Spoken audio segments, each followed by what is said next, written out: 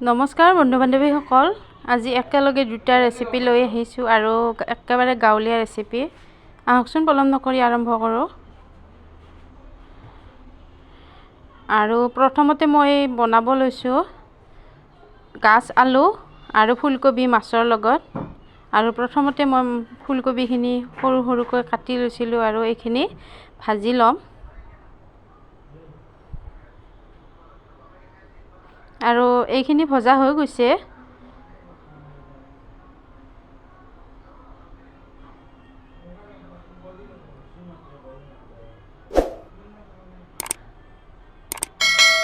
এতিয়া মই সেই কেৰাহীটোতে আৰু অকণমান তেল দি দিছোঁ আৰু ইয়াত পাঁচফোৰণ, পিঁয়াজ, জলকীয়া এইখিনি ধুনীয়াকৈ ভাজ খাবলৈ দিম।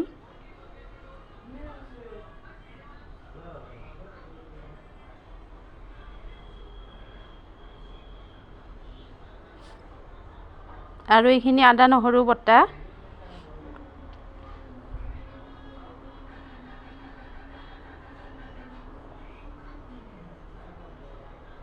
আৰু এইখিনি গাজ আলু আৰু আলু একেলগে কাটি থৈছিলোঁ সৰু সৰুকৈ।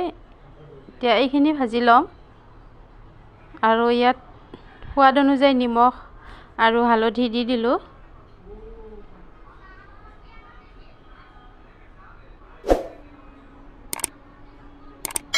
আৰু এতিয়া কম জুইত ঢাকনি লগাই দিলোঁ। অকণমান আধা ভজা হোৱাত অকণমান লাৰি চাৰি দি ইয়াতে মই ফুলকবিখিনি ঢালি দিম।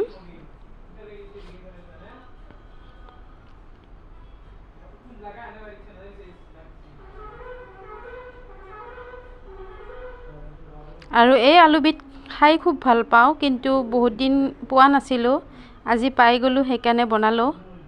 আৰু এইখিনি জিৰাৰ গুড়া আৰু ধনিয়া গুড়া দি দিছোঁ।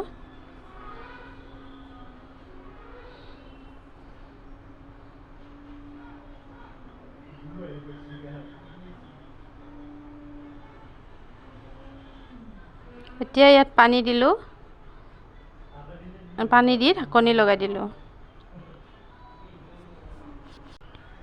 আৰু খুব ধুনীয়াকৈ উতল আহিছে আঞ্জাখন। এতিয়া ইয়াত মাছ কেইপিচ দি দিছোঁ।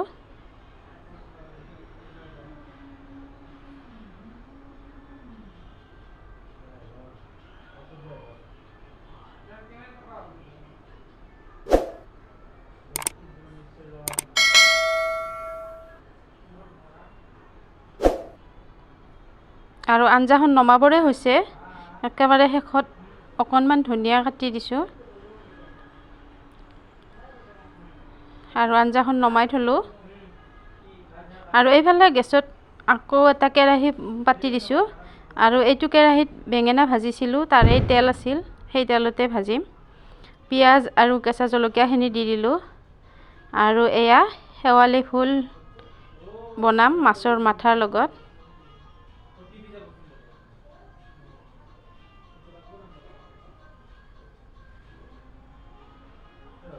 আৰু এই যিহেতুকে শেৱালি ফুলৰ বতৰ, এইবাৰ শেৱালি ফুলো খোৱা হোৱা নাছিলে, আজিয়ে প্ৰথম বনাব লৈছোঁ। আৰু এইখিনি আলু দিছোঁ সৰু সৰুকৈ কাটি,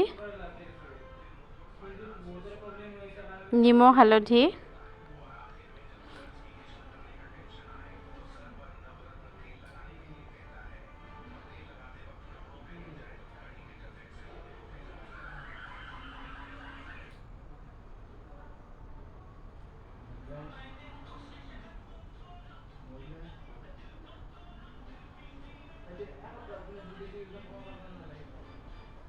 আৰু ইয়াত মাছৰ মাথাখিনি দি দিছোঁ।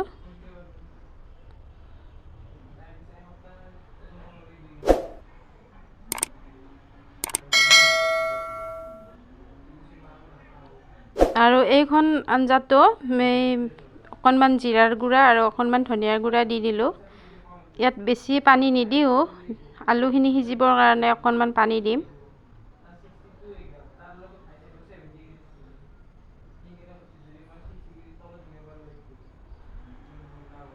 আৰু এতিয়া এইখিনি খুব ধুনীয়াকৈ উতলিবলৈ দিম। আৰু এইফালে মোৰ আঞ্জা ৰেডি হৈ গৈছে আৰু কেনেকুৱা লাগিল আঞ্জা কেইখন প্লিজ কমেন্ট কৰি জনাবলৈ নাপাহৰিব আৰু শেষলৈকে ভিডিঅ'টো চোৱাৰ বাবে আপোনালোকক বহুত বহুত ধন্যবাদ। Yeah.